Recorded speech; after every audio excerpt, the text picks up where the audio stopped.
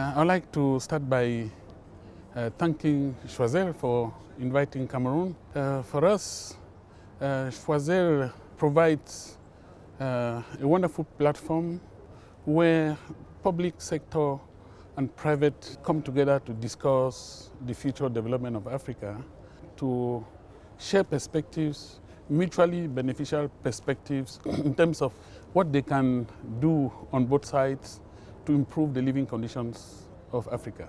I say mutually beneficial because for the government, whose role is developing and implementing public policies, it goes a long way to attain the expected outcomes.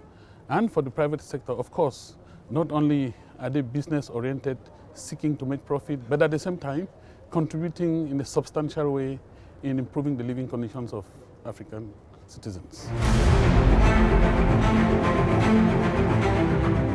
I think the choice of the central theme of this forum is very, very timely.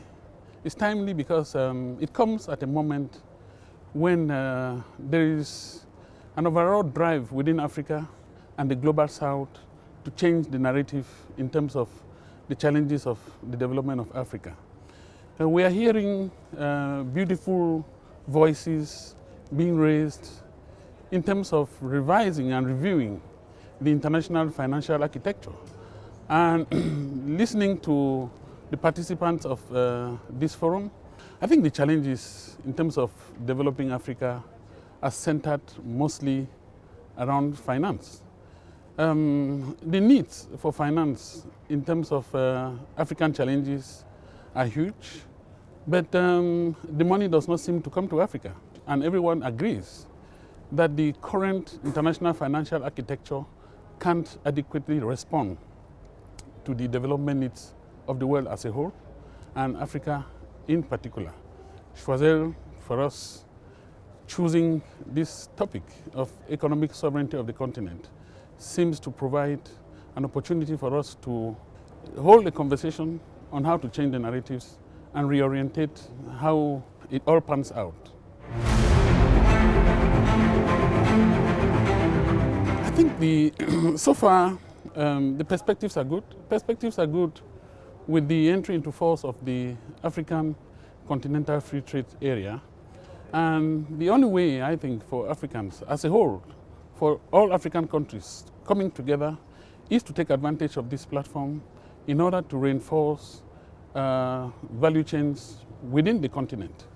The continent has a lot to offer to each other. The challenges, of course, are huge. Most of them are related to the free movement of people, the free movement of capital, the free movement of goods and services within the continent. I think the challenges are that of the sovereign powers to break down the barriers so that people can move freely within the continent, goods can circulate freely within the continent, capital and services can move freely, circulate freely within the continent.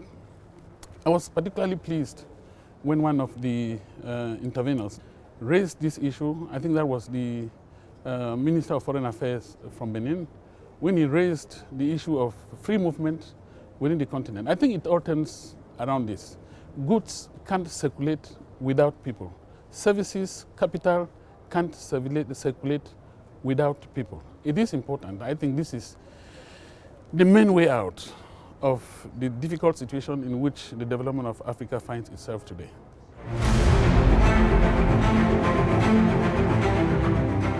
Everyone agrees to the fact that the potentials of Africa are huge. But so long as these potentials are not developed, they only remain potentials. You have to be able to transform them into opportunities for the development of Africa. But I think the biggest potential that Africa has is in the youthfulness of its population.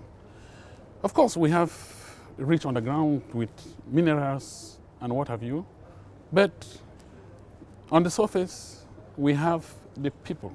If we are able to focus on the people and tap on the potential of these people and capture the demographic dividend which is offered by the youthful population of Africa, we may just as well be able to turn around the challenges of Africa into opportunities.